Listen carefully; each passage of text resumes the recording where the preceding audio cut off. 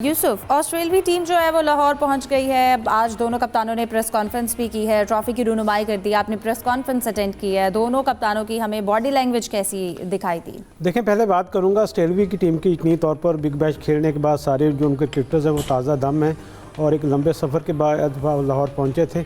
आज इसलिए उन्होंने रेस्ट किया, उनकी कोई ट्रेनिंग नहीं रखी गई थी, जबकि पाकिस्तान की टीम इस वक्त भी वहाँ पर कज़ाफ़ी स्टेडियम में ट्रेनिंग करने में मसरूफ़ है।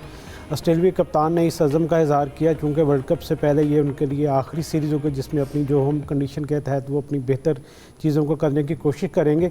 उन्होंने ये भी कहा कि जो पाकिस्तान की टीम है वो आसान हरीफ नहीं है। अपनी कंडीशन में कोई भी मुल्क होता है वो उसके लिए हमेशा खेलना एक चैलेंजिंग होता है उनके ख़िलाफ़।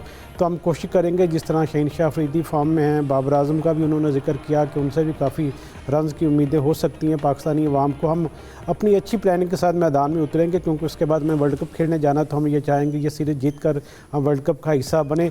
दूसरी जानब पाकिस्तानी कप्तान ने कुछ गिले शिकवे भी किए और कुछ अपने अज़ाइम का इजहार भी किया कि बेहतरीन परफॉर्मेंस देने के लिए।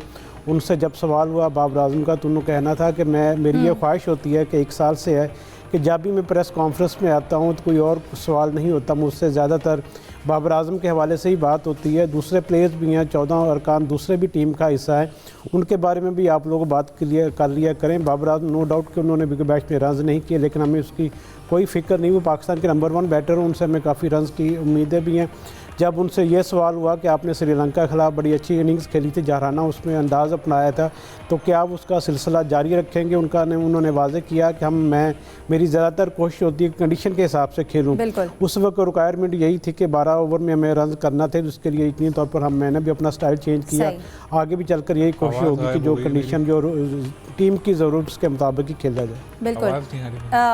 जाहिद साहब कहिएगा, जिस तरह के यूसुफ ने भी जिक्र किया है कि सलमान आगा बाबर आजम के सवाल के ऊपर उन्होंने कहा कि एक ही सवाल और भी सवाल किया करें, एक ही सवाल ना किया करें, तो क्या कहेंगे इससे? हमें अगर मुसलसल प्रेस कॉन्फ्रेंस में एक ही खिलाड़ी के ऊपर सवालात किए जाते हैं, जैसे कैप्टन ने भी कहा, तो इससे क्या बाकी खिलाड़ियों के ऊपर कोई किसी किस्म का कोई नफसियाती दबाव बढ़ता है? क्या सिचुएशन होती है?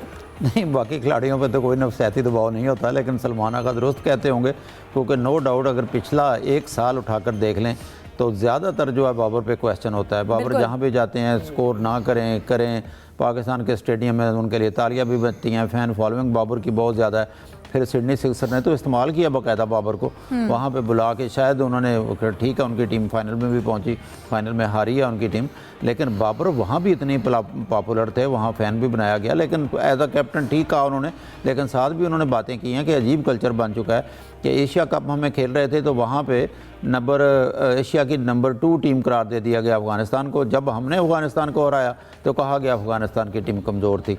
तो वो उनकी ख्वाहिश थी कि थोड़ा सा बैलेंस होना चाहिए। साथ उन्होंने कवर करने के लिए ये भी कहा कि फ़ैन्स प्यार करते हैं, ज़ाहिर है उनका हक़ है, जब हम जीतते हैं तो उनकी तारीफ़ भी करते हैं, हारते हैं तो तनकीद भी करते हैं। तो बाबर ज़रा सलमान आगा खुली डुली गुफ्तगू के कायल हैं और जो दिल में आता है वो बात भी कर देते हैं। मेरा ख्याल इसमें कोई हर्ज नहीं है। अलबत्ता बाबर की ज़्यादा जिक्र करने से या ना करने से बाकी प्लेयर्स पे कहाँ पे आ जाएगा, और बाकी प्लेयर मानते भी हैं कि बाबर जो है एक बड़े प्लेयर हैं, स्टार हैं, लेकिन बाबर को चाहिए कम से कम इस कमी को पूरा करें। अब 3 मैचों की सीरीज़ है ऑस्ट्रेलिया के ख़िलाफ़, अभी तक तो यही लगता है 3 मैचों में चांस भी मिलेगा बाबर को ताकि वर्ल्ड कप की तैयारी कर सकें।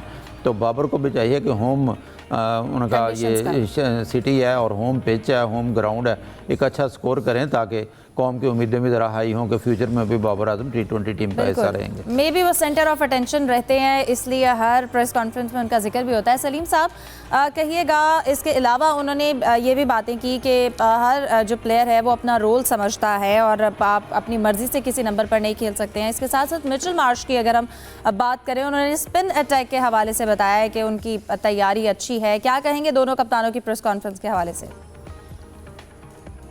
देखिए, पहले तो मैं बाबर वाले इशू पे बात करूंगा। आपने सुना होगा जो दिखता है वो बिकता है। तो बाबर आजम इस वक्त हमारी क्रिकेट के सबसे बड़ी ब्रांड है। वो परफॉर्म, चाहे इतनी अच्छी उनकी परफॉर्मेंस नहीं है, फिर भी बाबर आजम के नाम पे ही सब चल रहा होता है, चाहे वो यूट्यूबर्स की वीडियो हो, न्यूज़ हो, कुछ भी हो।